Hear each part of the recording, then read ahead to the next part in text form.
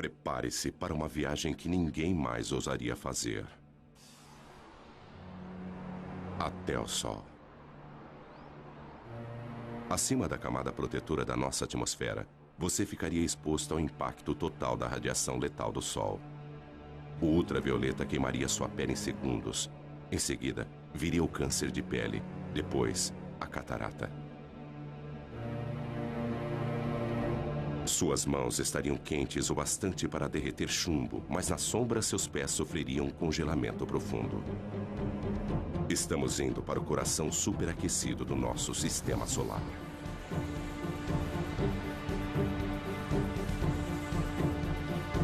Aqui, forças invisíveis dão origem a arcos de fogo tão grandes que engoliriam a Terra.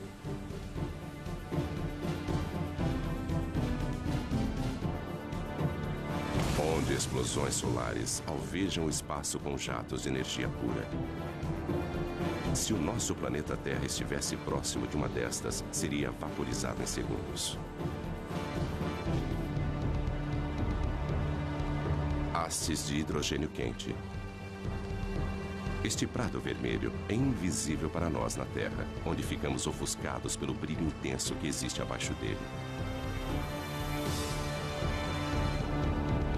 Aqui, jatos de calor sobem e descem, cada um com o tamanho do Texas e com 1.600 quilômetros de profundidade. E ainda mais abaixo, em seu núcleo, a temperatura é de 17 milhões de graus centígrados. Mas o planeta Terra está à distância certa desse inferno. Enquanto outros planetas são congelados ou escaldantes, nós, a 150 milhões de quilômetros, estamos em uma zona confortável. Um pouco mais perto e os oceanos ferveriam. Mais distante e a Terra seria um deserto gelado. Sem esta usina de energia, em apenas alguns meses estaríamos cobertos de gelo. Nós devemos nossas vidas a esta fúria do Sol.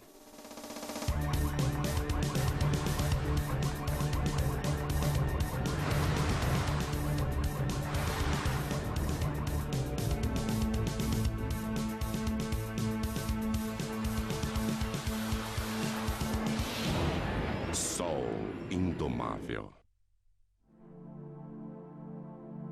O Sol sustenta a vida na Terra. Seu calor dirige nosso clima, evaporando a água dos oceanos e movimentando-a através dos continentes. A chuva e a neve tornam os terrenos adequados para a vida. Mas o nosso Sol não é apenas calor, também é luz. O milagre das plantas é sua habilidade em usar a luz do Sol para crescer. E após crescerem, criam um outro milagre. Através da fotossíntese, as plantas convertem a água e dióxido de carbono em carboidratos, liberando oxigênio. Como as plantas, os animais também aproveitam a energia do Sol. O calor do corpo de todos os animais já foi luz solar. Sem este calor, criaturas como o crocodilo não teriam energia para digerir seus alimentos.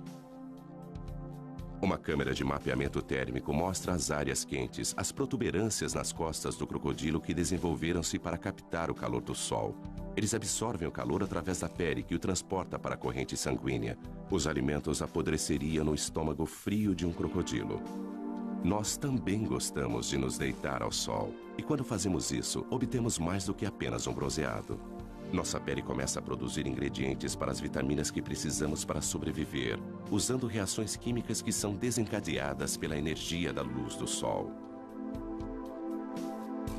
Nós devemos nossas vidas a esta imensa usina de força natural. Ela utiliza como combustível o elemento mais simples do universo, hidrogênio, o gás mais leve que o ar, que antigamente era usado para sustentar o voo das aeronaves. 1937, 70 toneladas de hidrogênio impulsionam o Heidelberg sobre Nova Jersey. Mas ocorre uma faísca.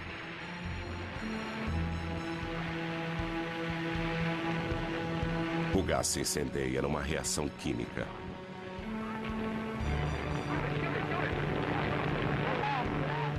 Mas o mesmo hidrogênio, através da fusão de uma reação nuclear como a do Sol, arrasaria Nova York.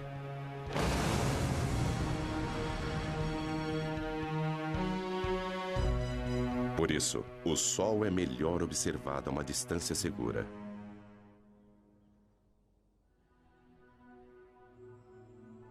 Lago Big Bear Mountain, onde o ar frio e tranquilo não é afetado pelas ondas de calor. O telescópio do Observatório Big Bear pode filtrar o brilho do Sol.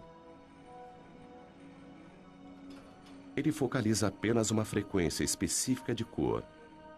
E um novo Sol é revelado.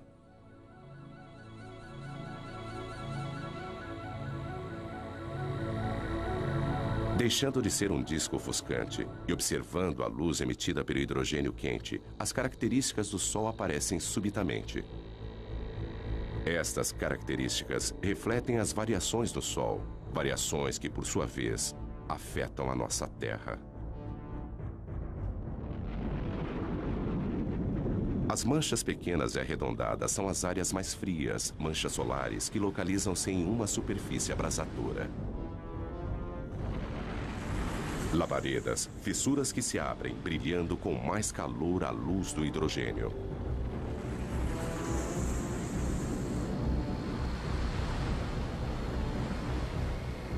Estas manchas são algumas das áreas mais claras.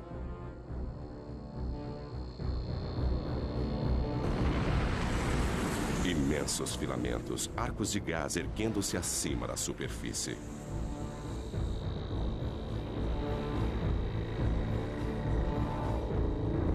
Vistos de frente, eles são as linhas escuras que serpenteiam sobre a superfície do Sol. Estas mesmas características, quando vistas contra a coroa, são chamadas de proeminências. Elas curvam-se para o alto, grandes o bastante para engolir a Terra. Os segredos do Sol são revelados pelo alcance da radiação que ele envia para o espaço. Há muito mais na luz do Sol do que nossos olhos podem ver.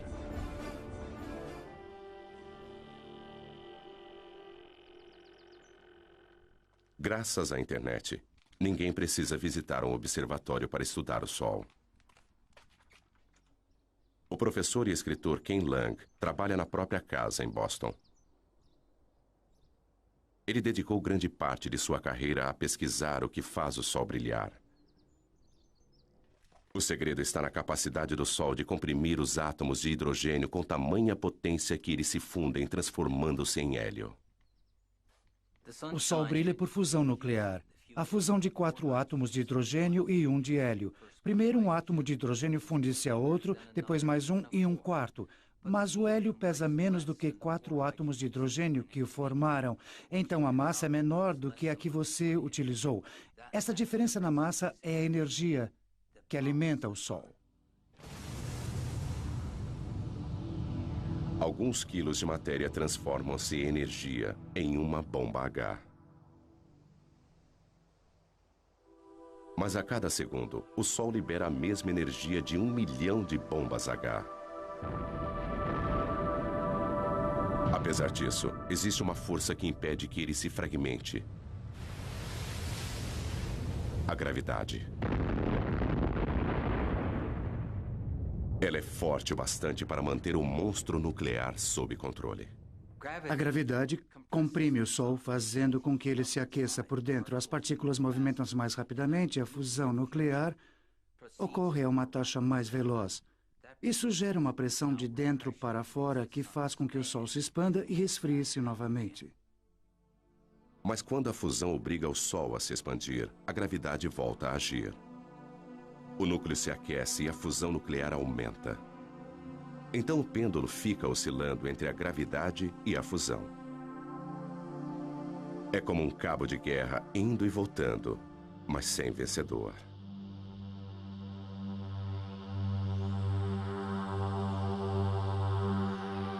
Tudo começou há 5 bilhões de anos, quando a gravidade agrupou uma nuvem de poeira cósmica. No núcleo, tornando-se mais denso e mais quente, o gás e a poeira fundiram-se. Cometas disparavam na direção do Sol recém-nascido. Hoje, o telescópio espacial Hubble observa o mesmo processo acontecendo em todo o céu. Nosso Sol é apenas uma entre bilhões de estrelas. O Hubble aproxima-se delas e nos mostra estrelas de todas as idades num ciclo de vida em que todas estão conectadas, porque as estrelas nascem de outras estrelas.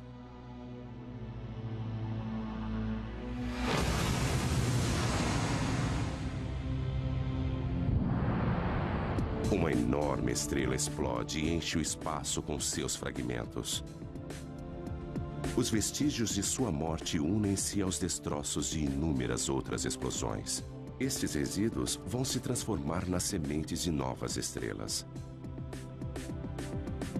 A nebulosa da Águia, o caldeirão da criação. Nuvens imensas de estrelas mortas há muito tempo. No seu interior, estrelas, planetas, talvez até mesmo vida, tudo isso esperando pela iminência do nascimento. Mas no gás e na poeira que formam a nebulosa de Orion, a gravidade já reuniu os destroços e deflagrou o fogo celeste. Novas estrelas com bilhões de anos para brilhar. Da história estelar universal, agora voltamos ao nosso Sol. O que se vê no Sol depende de como ele é observado. Além das cores visíveis, existem os raios-x invisíveis, raios ultravioleta, raios infravermelhos e ondas de rádio. As partes mais interessantes do Sol estão em comprimentos de ondas visíveis. Elas fornecem uma nova perspectiva. Da mesma forma que a sintonia de uma TV, cada novo comprimento de onda fornece uma nova imagem, uma vez que a maior parte desta radiação invisível é absorvida pela atmosfera. Nós lançamos satélites. 5, 4, 3, 2... Cabo Canaveral, dezembro, 1995. Espaçonave Atlas.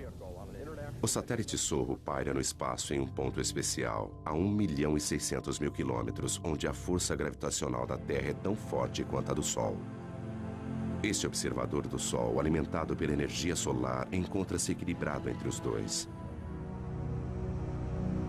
NASA, Centro Espacial Goddard. Os cientistas aqui estudam as imagens que o Sorro enviou para a Terra durante vários anos. Mas em 1998, o controle da missão perdeu estas imagens quando o Sorro girou em relação ao Sol e sua energia falhou. Tudo o que eles podiam fazer era aguardar e esperar que a espaçonave voltasse à posição de frente para o Sol. Lentamente, isso aconteceu. Imagens da galeria do Sorro. Se os nossos olhos pudessem ver a radiação ultravioleta, então a aparência do Sol seria mais ou menos esta.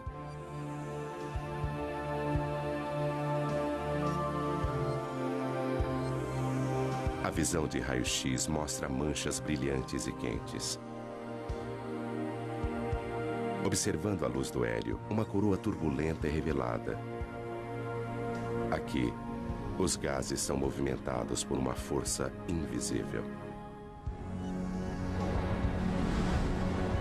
Magnetismo é ele que dá forma ao Sol.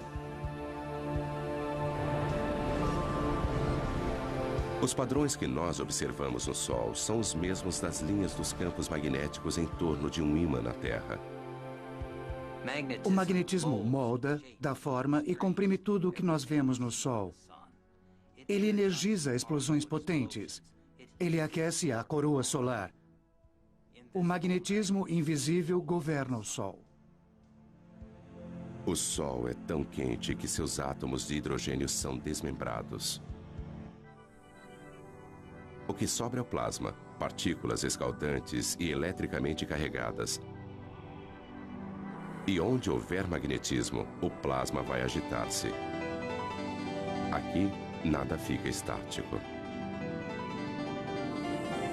Este roda-moinho incontrolável é um furacão solar com 1.600 quilômetros de largura.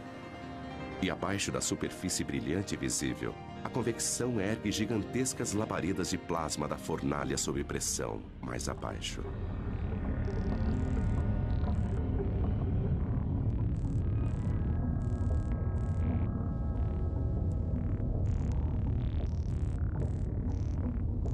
Ainda mais fundo, o plasma abrasador, prisioneiro do campo magnético, serpenteia em rios de fogo.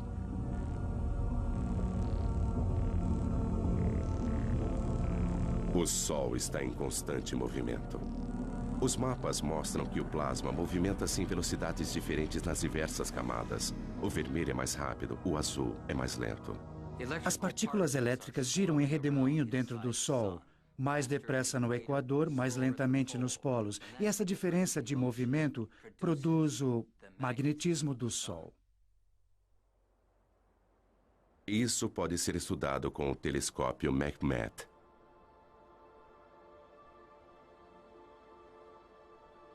O coração deste observatório é um buraco na montanha, com um espelho no topo.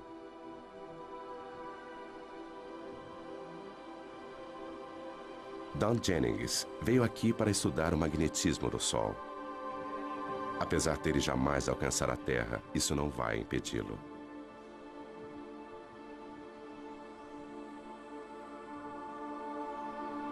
O tubo em que este telescópio foi construído precisa manter uma temperatura muito constante. E, então, construindo dentro da montanha é como tê-lo dentro de uma caverna. O ar dentro do tubo não é tão turbulento e fornece uma imagem muito mais nítida. Ele tem um espelho no alto que capta os raios de sol e os envia a 90 metros de profundidade pela lateral da montanha até outro espelho que recebe o raio e o focaliza, formando uma imagem exatamente onde nós temos nossos instrumentos preparados.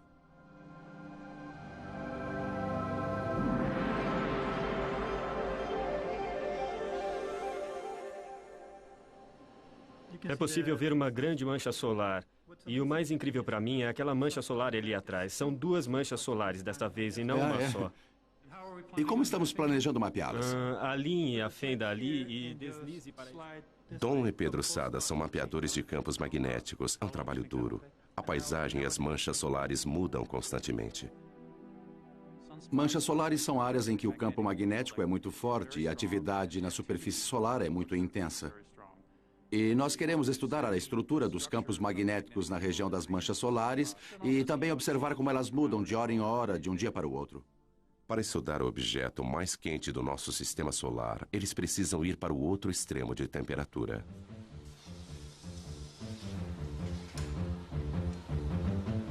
Nós precisamos encher nossos instrumentos com hélio líquido e nitrogênio líquido porque há um sensor dentro deles que precisa ser mantido a apenas alguns graus acima do zero absoluto a fim de operar corretamente. O que se vê aqui é um pouco do hélio saindo e formando vapor d'água no ar.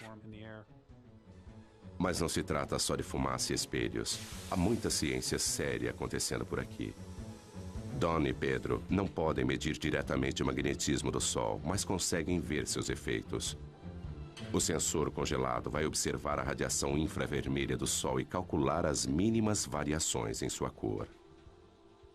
E agora está tudo pronto. Dom, você pode instalar os filtros enquanto eu coloco a agulha no lugar, por favor? Ok. Campos magnéticos fortes alteram a coloração de algumas das luzes do Sol. Don e Pedro sabem qual deveria ser a cor, e observando o quanto ela mudou, eles podem mapear a força do magnetismo em torno de uma mancha solar. Ok, Dom, eu vou focalizar a câmera para nós podermos ver melhor a mancha solar. Ok, faça isso. Eles criaram uma imagem de como o magnetismo se comporta em torno das manchas solares. O campo magnético proveniente daquela mancha solar é quase como uma fonte que eleva-se no centro, muito concentrado, depois se espalha. E geralmente as manchas solares ocorrem em pares, ou talvez mais. E o campo magnético é proveniente de uma das manchas, talvez como no Polo Norte, de um ímã, e passa para outra mancha, que seria o Polo Sul. Dentro do imenso ímã do Sol existem estes outros ímãs. O plasma do Sol rastreia as linhas de campos magnéticos entre os polos norte e sul.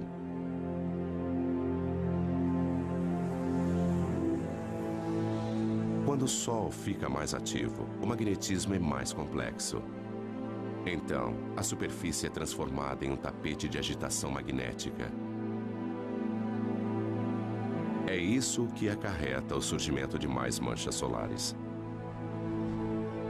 As manchas solares parecem escuras porque são mais frias do que o resto do Sol. As manchas formam-se onde o magnetismo é mais forte.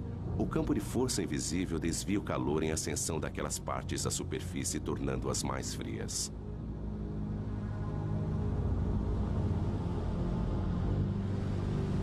Se você pudesse entrar no centro de uma mancha solar, veria que ela apresenta uma ligeira depressão. Tem mais ou menos o formato de um prato.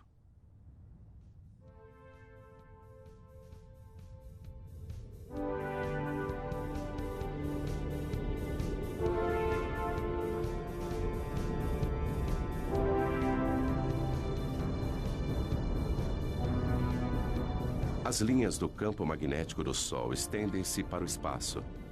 Às vezes, elas são delineadas por seus gases aquecidos e formam enormes arcos.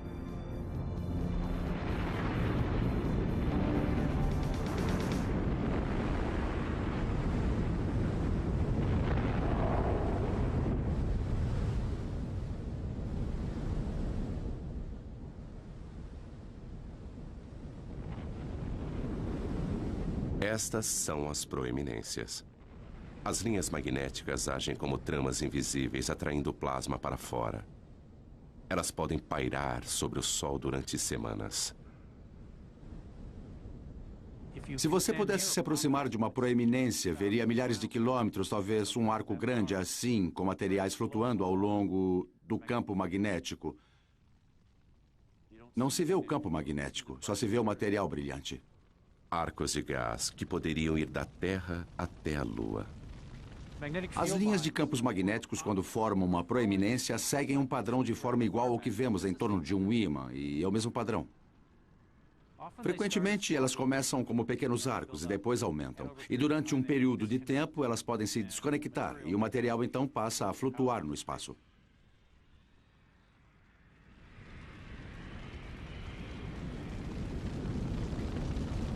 Um imenso estilingue solar lança longe milhões de toneladas de partículas.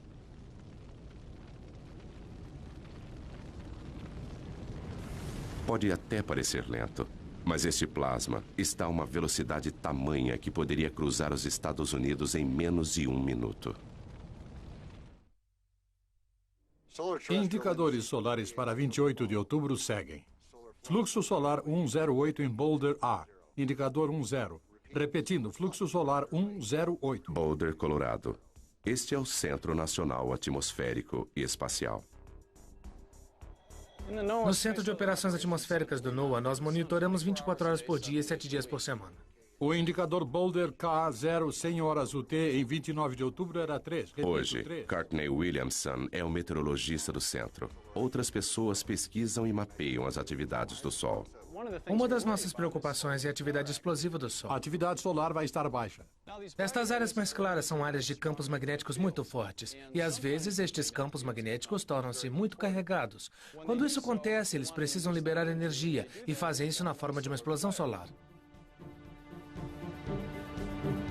8 minutos após uma explosão, a Terra é bombardeada por raios-x e ultravioleta que causam pane nas telecomunicações. 1984, toda a comunicação entre o avião presidencial e o controle de terra foi interrompida. Quando o presidente e a senhora Reagan desembarcaram na China, o comandante em chefe do exército norte-americano já estava sem contato há várias horas. Não havia nada que ninguém pudesse fazer a respeito. Até as comunicações por satélites foram afetadas. Em uma tempestade solar, raios de energia incineram a parte mais alta da atmosfera da Terra. O ar rarefeito se expande, trazendo para baixo satélites que normalmente estariam orbitando mais acima. Mas as explosões não são o único resultado. As proeminências podem parecer com arcos brilhantes na coroa do Sol. Mas quando vistas de frente, elas aparecem como faixas escuras e finas. E recebe um nome diferente: filamentos. As faixas escuras são os filamentos. Eles localizam-se na parte mais alta da atmosfera solar e às vezes são lançados pelo Sol. Quando isso acontece, eles seguem um vento solar e propagam-se na direção da Terra. O vento solar é um jato de partículas carregadas emitidas pelo Sol.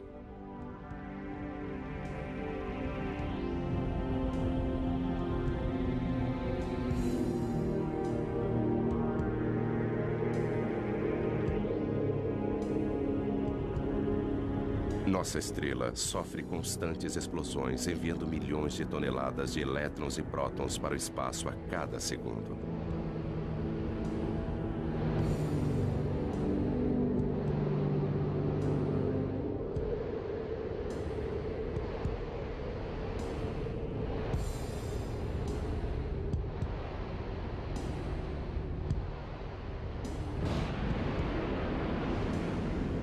Nossa primeira pista para a existência desse vento surgiu há algumas décadas com os cometas.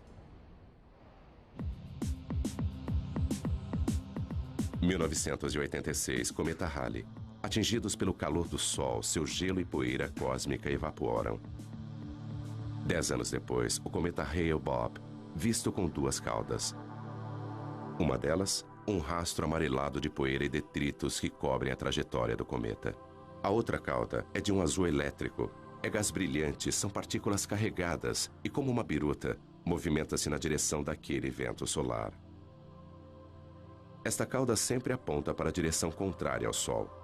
Mas existem maneiras melhores do que cometas para ver o vento solar no espaço. Os satélites alimentam os monitores no Centro Nacional Atmosférico e Espacial. Estas são a densidade, a velocidade e o campo magnético do vento solar. Elas mostram a Joe Conchis exatamente como o vento solar está soprando. No momento, a velocidade está em torno de 1.600.000 km por hora. Se fosse o dobro disso, nós teríamos uma condição que sabemos estar relacionada a atividades intensas de tempestades geomagnéticas na Terra. O sorro pode vislumbrar a tempestade no horizonte. Como um disco no centro para filtrar o brilho do Sol, ele vê as partículas que estão sendo emitidas pelo Sol.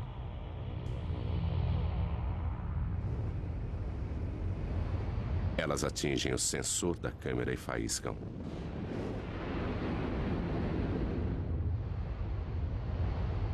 Várias explosões de partículas vão bombardear o campo magnético da Terra.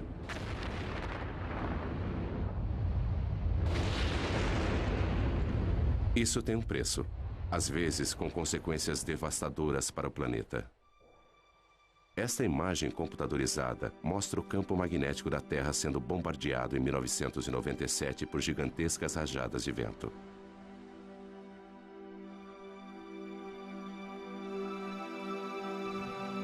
O campo magnético normalmente calmo, mostrado aqui em cinza, sacode violentamente conforme as ondas de partículas o atingem. Tempestades como estas podem derrubar nossas centrais de energia elétrica. As mudanças bruscas no campo magnético agem como um dínamo, gerando eletricidade nos cabos de alta tensão. Os circuitos falham ou queimam. Quebec, 1989. Esta manhã, 6 milhões de pessoas em toda Quebec acordaram na escuridão. Os funcionários da Hydro-Québec acham que o blackout foi causado pelo Sol. Escuridão em Montreal. Mas luzes para o resto da América do Norte.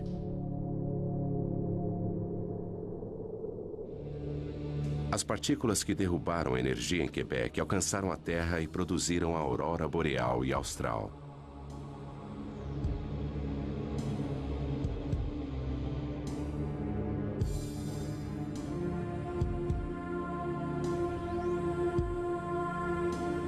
Elétrons em alta velocidade jorram pelas linhas de campos magnéticos da Terra.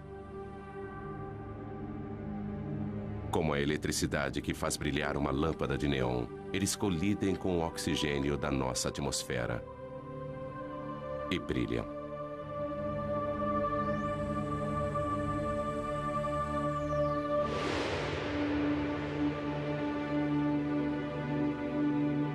A quantidade de energia liberada pelo Sol é fenomenal. Se nós pudéssemos, de alguma forma, armazenar toda a energia que atinge a Terra em um único dia, ela seria suficiente para suprir a necessidade de energia do mundo inteiro durante 30 anos. Se pudéssemos aproveitar essa energia.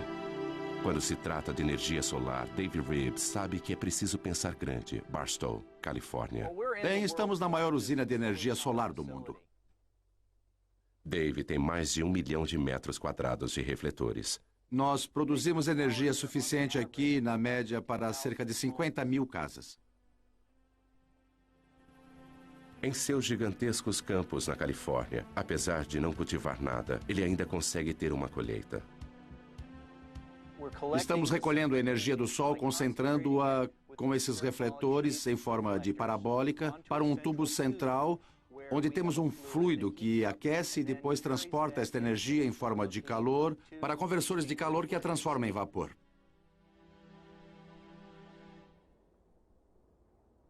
O fluido dentro do tubo é óleo, aquecido pelo calor do Sol. Mais quente do que chumbo derretido, cada metro quadrado de refletores capta energia suficiente para alimentar 5 aparelhos de TV.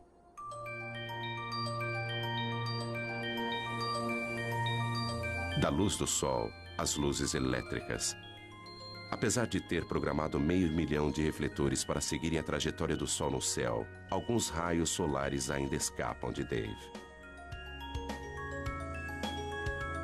Nós contamos cerca de 30 dias nublados por ano, além de dias que são parcialmente nublados. Mas isso ainda nos deixa uma grande maioria de dias claros e ensolarados.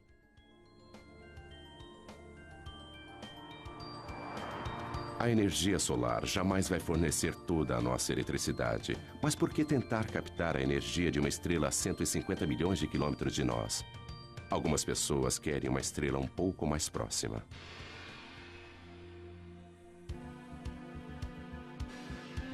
General Atomics, San Diego.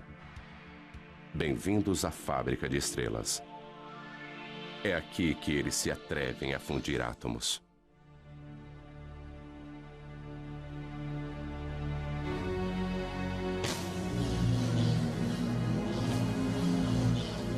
Em um certo sentido, nós somos como uma mini fábrica de estrelas. Nós produzimos algumas coisas muito quentes aqui, muito mais quentes do que qualquer outra coisa na Terra. Rick Lee vai entrar na pequena câmara, onde os cientistas estão tentando produzir uma estrela na Terra. Ele veste roupas protetoras para manter a asepsia. Um contágio a 200 milhões de graus de temperatura causaria danos inimagináveis. Esta fábrica de sóis é a última tentativa de um sonho de 50 anos, uma fusão nuclear controlada. É um monstro da engenharia. Tudo isso para tentar reproduzir o que o Sol faz todos os segundos de todos os dias. Apesar de ser um cientista, para embarcar nesse projeto, Rick precisou aperfeiçoar-se em uma arte. Bom, é meio apertado aqui. É como dar à luz. Mas se eu ficar de lado e for avançando por aqui... Espera. Girando um pouquinho... Colocando os pés aqui em cima e andando pela parede, não é assim tão difícil. O Sol comprime os átomos juntos com a gravidade. Rick utiliza uma outra força.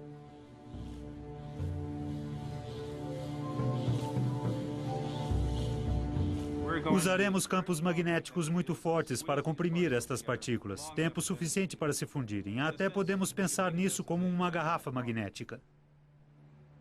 Eles começam injetando uma pequena quantidade de gás no anel. Eles usam eletricidade para separar seus elétrons e transformá-los em plasma carregado eletricamente. Então ele pode ser movimentado através do magnetismo.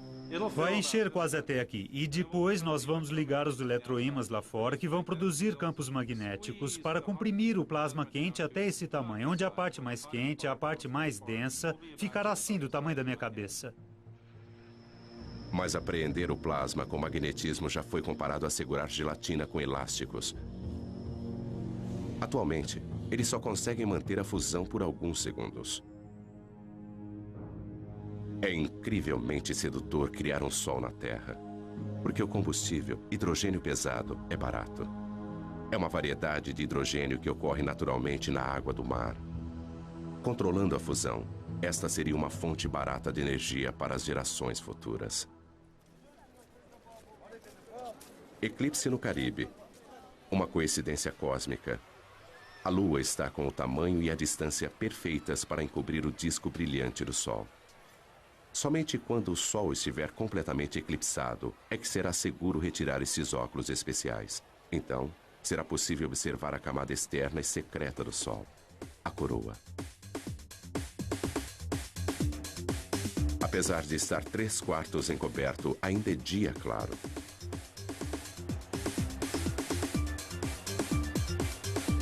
A escuridão diurna abate-se sobre Curaçao.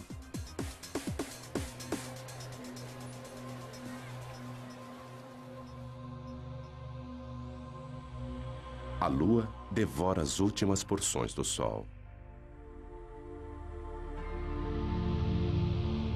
Falta pouco.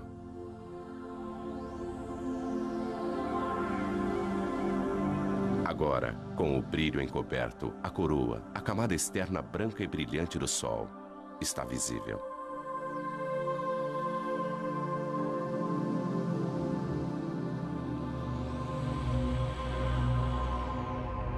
Surgindo acima do Sol, um pontinho de luz. E mais um a sudoeste. São Júpiter e Vênus. Apesar da Terra estar na escuridão, estes dois planetas, a milhões de quilômetros de distância, estão no lado iluminado do Sistema Solar. Mais abaixo, às 2 da tarde, está escuro como a noite. Imagens de um outro eclipse. Nem todos os campos magnéticos são arcos fechados. Alguns estendem-se para fora e a coroa os segue em raios. As linhas magnéticas lançam-se para o espaço e, às vezes, é possível ver uma proeminência.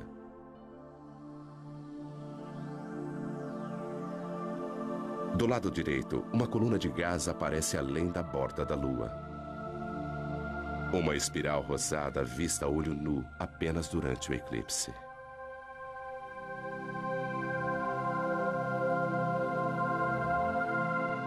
Mas o eclipse no Caribe termina em apenas alguns minutos. É como um anel de diamante, quando os primeiros raios do Sol incidem sobre os vales da Lua. Os cientistas gostariam de ver a coroa todos os dias, mas os eclipses são raros e difíceis de acompanhar. Então eles os produzem. Há 70 anos, neste belo observatório francês, eles tiveram a ideia de colocar um pequeno disco na frente do telescópio a fim de criar um eclipse mesmo com o Sol brilhando.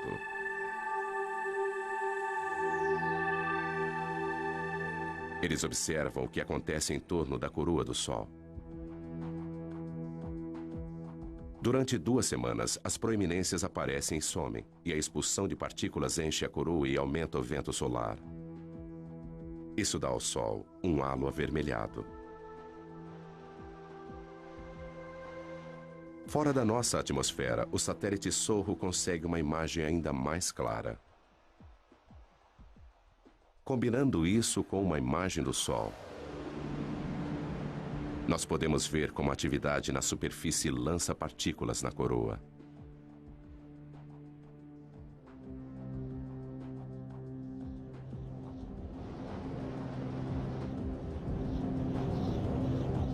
Mas a radiação e os ventos não são as únicas coisas que o Sol emite.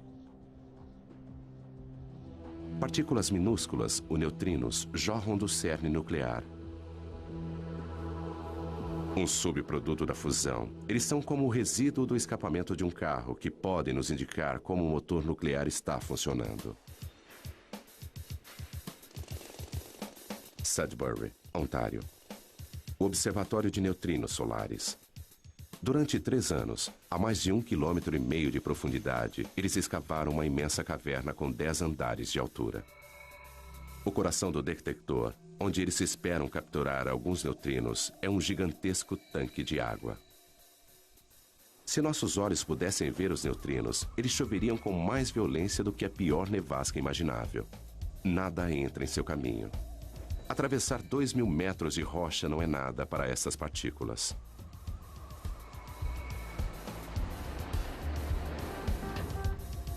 Esta experiência requer o equivalente a 300 milhões de dólares em água pesada. Eles não podem comprá-la, então pediram emprestado. Lá se vão mais de 6 milhões de dólares pelo ralo.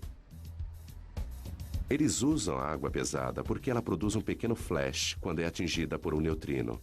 E este flash é o que eles estão buscando. Fusões nucleares diferentes produzem tipos diferentes de neutrinos. O tipo de neutrino e sua quantidade são fortes indicadores do tipo de reação que está acontecendo. Nenhum outro experimento pode nos contar tanto a respeito do núcleo do Sol. Existem cerca de 100 bilhões de neutrinos passando através da ponta do meu dedo a cada segundo. Mesmo assim, com 1.000 toneladas de água pesada, o melhor meio para detectar neutrinos no nosso detector só acontece uma vez por hora, de um neutrino produzir um flash de luz que nós podemos observar. Descendo, no nosso caso, a uma profundidade de 2.000 metros, nós temos um grande paredão de rocha para evitar que os raios cósmicos atinjam o nosso detector.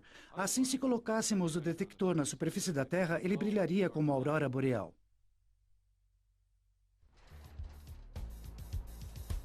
O caçador de neutrinos Duncan Hepburn trabalha em um observatório solar onde o Sol nunca brilha.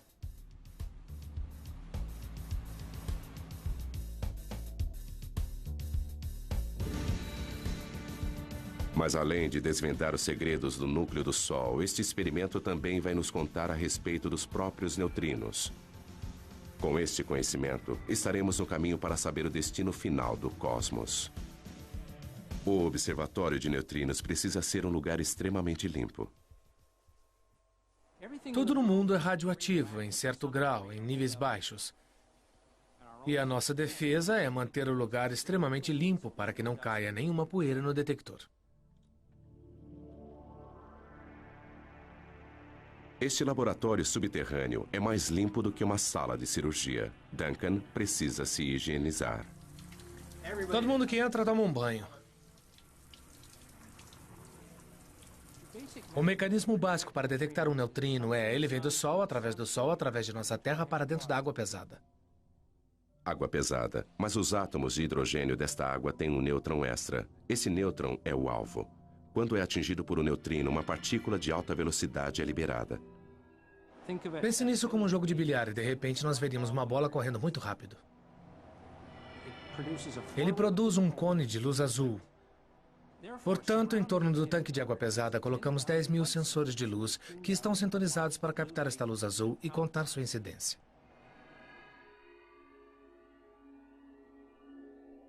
Este cone de luz indica a direção de onde veio o neutrino.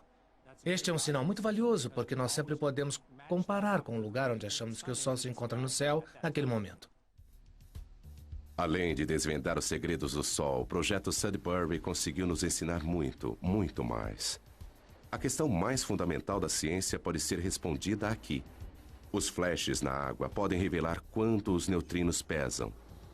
Sabendo disso, podemos prever o futuro do universo.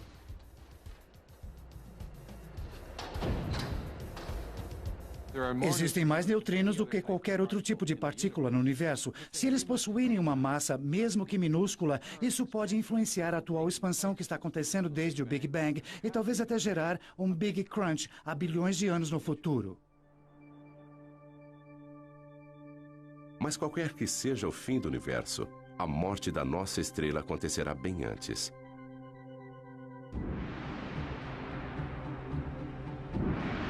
Em 3 bilhões de anos, qualquer vida terrestre estará condenada ao crematório. O Sol perderá seu equilíbrio e o pêndulo vai se alternar entre a fusão e a gravidade. O hidrogênio remanescente vai aflorar e explodir para fora, enquanto o núcleo de hélio vai brilhar muito mais do que o hidrogênio jamais brilhou.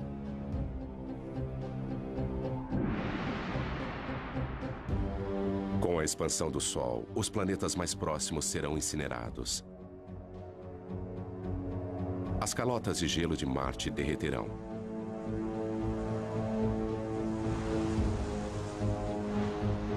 O Sol, maior, mas não tão pesado, perderá sua atração sobre os planetas e eles se afastarão. Rajadas de ventos escaldantes atingirão os planetas mais afastados. Saturno será desmembrado até o núcleo e seus anéis de gelo vão derreter e ser vaporizados.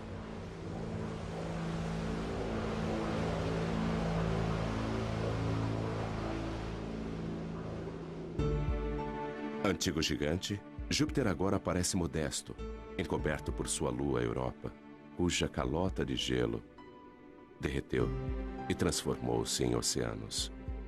O sistema solar está irreconhecível. O Sol consome a si mesmo agora, tornando-se uma anã branca alimentando-se das cinzas elementares das fusões anteriores. Em sua fase final, ele lança imensos jatos de poeira cósmica e os resíduos de sua morte alcançam muito além de seus antigos planetas. A ampulheta esgotou-se para o sistema solar. O Sol, que nutria e proporcionava vida para seus filhos, agora os devora. Ele lança suas cinzas ao vento cósmico para que sejam reunidas em nuvens e depois formar novas estrelas, novos planetas e talvez nova vida.